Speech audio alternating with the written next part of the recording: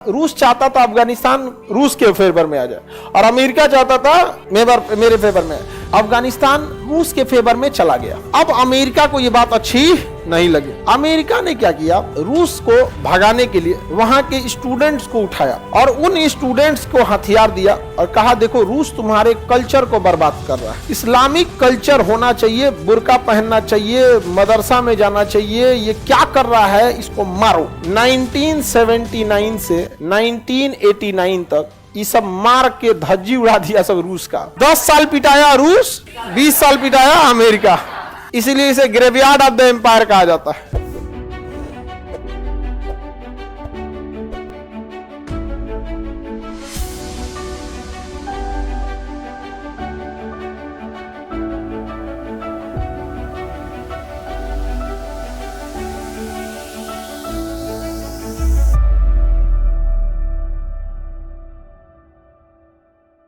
Afghanistan complete पहाड़ है।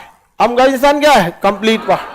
यहां पर सोवियत संघ जो था, रूस, यहां पर क्या था, रूस चाहता था अफगानिस्तान रूस के फेवर में आ जाए और अमेरिका चाहता था मेरे फेवर में। इसी चक्कर में अफगानिस्तान रूस के फेवर में चला गया। अफगानिस्तान किस फेवर में चला गया, रूस के फेवर में चला गया। अमेरिका क्या किया कि रूस को कैसे भगाया जाए, क्योंकि शीत युद्ध चल रही थी। शीत युद्ध में अमेरिका चाह रहा था लोग उसके साथ हैं और रूस चाह रहा था कि रूस के फेवर में आए। तो अफगानिस्तान किसके फेवर में चला गया, रूस के फेवर में। अब अमेरिका को यह बात अच्छी नहीं लगी। अमेरिका ने क्या किया, रूस को भगाने के लिए वहां के स्टूडेंट्स को उठाया और उन स्टूडेंट्स को हथियार दिया और कहा देखो रूस तुम्हारे कल्चर को बर्बाद कर रहा है, इस्लामिक कल्चर होना चाहिए, बुर्का पहनना चाहिए, मदरसा में जाना चाहिए, ये क्या कर रहा है, इसको मारो। अब स्टूडेंट छोटे छोटे थे सब, उन सबको दे दिया हथियार। स्टूडेंट्स को वहां के तालिब कहा जाता है। तालिब मतलब होता है स्टूडेंट, समझ में गया कि नहीं। तालिब मतलब क्या होता है, स्टूडेंट, और उसी से बना स्टूडेंट से तालिबान। तो इन तालिबान को स्टार्ट किसने किया, अमेरिका ने। हथियार किसने दिया, अमेरिका ने, और कहा मारो किसको, रूस को। 1979 से 1989 तक ये सब मार के धज्जी उड़ा दिया सब रूस का। ये तालिबान वाले किसका धज्जी उड़ा दिया सब, 10 साल मारा सब किसको, रूस को। और रूस भाग गया 1989 में, रूस भाग गया और वहां किसका हो गया कब्जा, तालिबान का।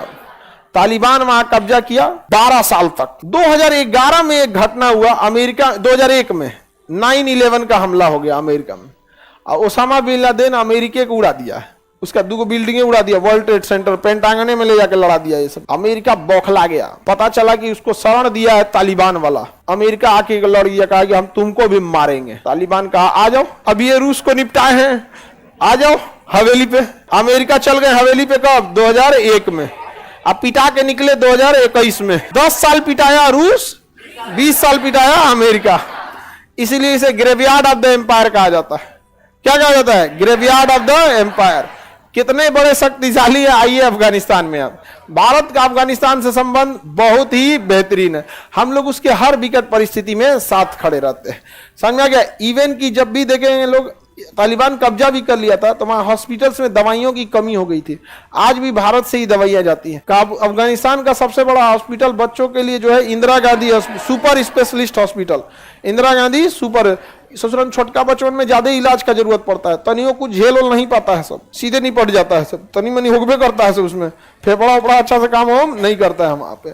अब उसका बहुत जरूरत है वहां अफगानिस्तान में। ग्रेवयार्ड ऑफ द एम्पायर किसे कहा जाता है, सोचिए, मार के भगा दिया सब उसको। और रूस जिस दिन, अमेरिका जिस दिन जा रहे थे ना, उस दिन भी 6 को जवान को मार दिया सब, उस दिन भी मारा सब जाते जाते। और नॉर्मल आदमी हम लोग क्या कहते हैं, अरे जाइए रहा है, छोड़ दो, काहे डिस्टर्ब करो, कहीं रुक गया तब, कहा रे सजराते नहीं, मार दिया सब उसको भी। अजीब डिजाइन का है सब, सब तालिबान वाला सब, इन सब का। अच्छा, इसके नेता सब बहुत यंग होते हैं। तालिबान के जो जितने लीडर हैं बहुत यंग एज के होते हैं। वो दाढ़ी रख लेते हैं, बड़ा बड़ा ऐसे बांध लेते हैं, वहां का ट्रेडिशनल ड्रेस, तो थोड़े एजेड लगने लगते हैं, नहीं तो होते बड़े यंग हैं, 30 साल 35 साल 40 साल ऐसे होते हैं। हमारे यहाँ बाकी वर्ल्ड लीडर में 60 65 75, देखिए ना यहाँ पे एकदम बूढ़ा बूढ़ा मिलेगा सब यहाँ पे। और वो सब क्या होता है, काफी यंग होता है सब। अब मुड़े उनसों का गर्म रहता है। आगे बढ़े, अफगानिस्तान वाला किस दिमाग का है समझिए।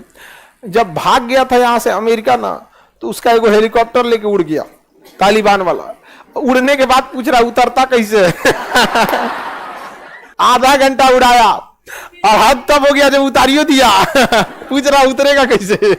अब सोचिए किस मेंटेलिटी का है सब मतलब उसको मारना है तो मार देगा अब आपको, कहीं का नहीं छोड़ेगा। अंग्रेज सब इसीलिए डूरंड लाइन खींचाता सब कि उस साइड रहे सब किसी को मारो उन सब। देखिए आप कब लड़ना चाहते, देखिएगा अगर आपके पास बहुत बढ़िया कार है, सपोज 2 करोड़ की आप खरीद लिए रोल्स रॉय, समझ में आ गया, 2 करोड़ की रोल्स रॉय, अब सड़क पे चलिएगा तो आराम से चलिएगा, रगड़ा मत जाए, समझा। एक बार गाड़ी रगड़ा आ जाती है तो कम से कम 50,000 का खर्चा आता है, उतना का मोटरसाइकिल आ जाएगा एगो, 50 में तो नहीं आएगा, सेकेंड हैंड चल आएगा अब बताइए आप संभल के चलिएगा कि नहीं चले।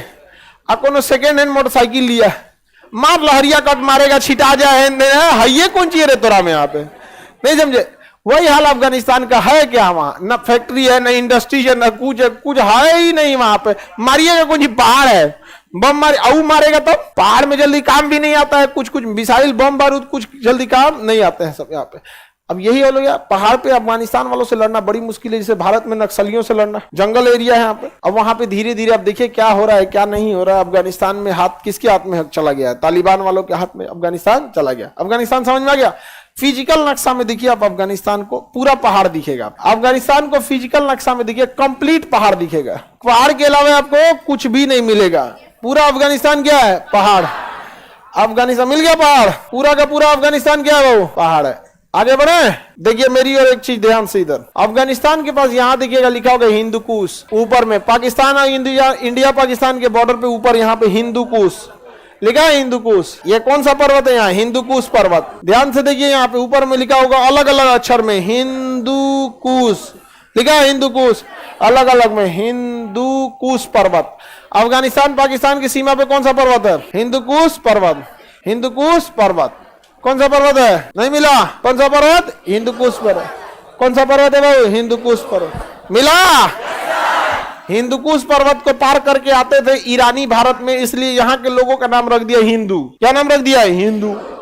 हालांकि धर्म का नाम हिंदू तो है नहीं, क्या नाम है, सनातन धर्म, लेकिन बोलते गया हिंदू हिंदू हिंदू, तो यहाँ के रहने वाले सबको किसमें लपेट दिया है, हिंदू को। अब देखिए यहाँ ज्यादा संख्या किसकी थी, सनातन धर्म वालों की। हिंदुस्तान में ज्यादा संख्या किसकी थी, सनातन। और जब वहां से फारस वाले आए थे सब, उस समय तो और कंप्लीट वही थे, या तो सनातन धर्म वाले थे या तो बौद्ध धर्म वाले मिलेंगे, कुछ जैन धर्म वाले मिलेंगे। उन्होंने नाम क्या रख दिया, हिंदू, जबकि धर्म का नाम क्या है, सनातन। आगे बढ़े, किसी को कोई दिक्कत नहीं। कौन सा पर्वत, हिंदू कुश पर्वत। अब ये है ईरान। अब मेरी और ध्यान से समझिए, इस नक्शा में देखिए, ये पाकिस्तान हो गया, अफगानिस्तान हो गया, ईरान हो गया। इन तीनों के पास पहाड़ी क्षेत्र है और यहाँ पे अफीम की खेती बहुत ज्यादा होती है। इसे गोल्डन क्रेसेट कहते हैं। क्या कहेंगे, गोल्डन क्रेसेट, स्वर्णिम त्रिभुज, गोल्डन क्रेसेट। ये तीनों देश को मिला के हम लोग कहते हैं गोल्डन क्रेसेट।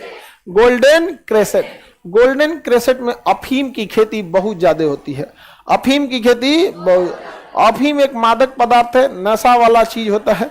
आप में से जो भी नशा देखिएगा ना, अफीम वगैरह का दवाओं में यूज होता है, ओपियम बोलते हैं इसे, तो दवाओं में यूज हो तो अलग बात है, लेकिन सिगरेट, दारू, शराब, अफीम, ये सब का नशा जिसको लग गया अब वो तो छोड़ने वाला नहीं है।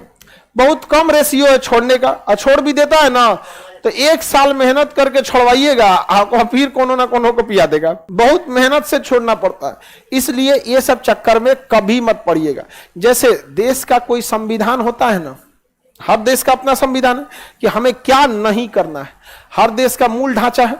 उसी तरह अपने जीवन का कुछ संविधान बनाइए कि कुछ भी हो जाए ये नहीं करना है, कुछ भी हो जाए नहीं करना है। और आप जिस एज में हैं, ये एज अब से 3 साल बहुत खतरनाक है।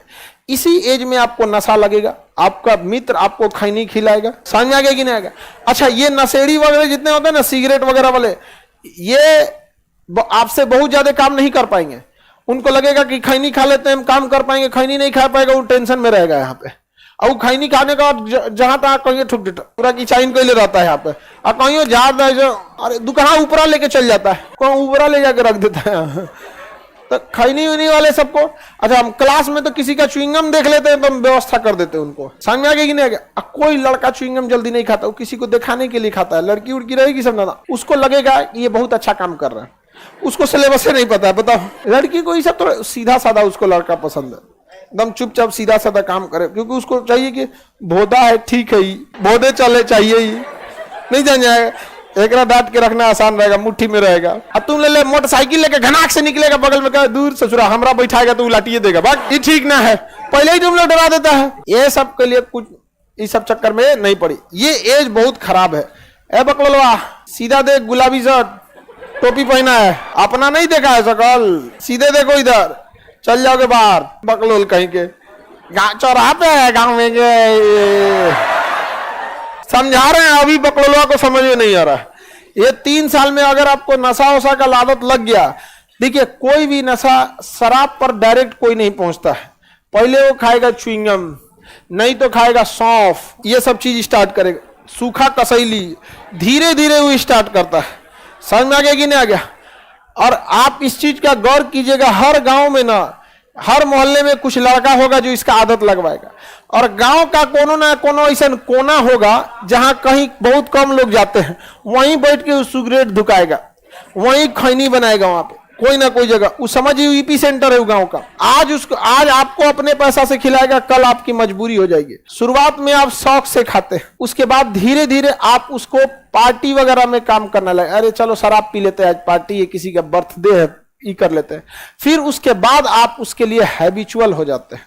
जब आप हैबिचुअल हो जाते हैं, फिर आप उसका डोज बढ़ाते हैं, आप उसके आदि के बाद अब उसके लत लग जाती है, अब आप एडिक्टेड हो जाते हैं, और जब एडिक्टेड हो जाते हैं तो उसके बाद आप उस पर डिपेंडेंट हो जाते हैं। और लोगों को लगता है नशा एक छोटा सा चीज है, आप स्टेप बाय स्टेप हो जाते हैं। जिस दिन डिपेंडेंट हो जाएंगे उस दिन मरने लगेंगे, नहीं मिलेगा तो पगला जाइएगा आप।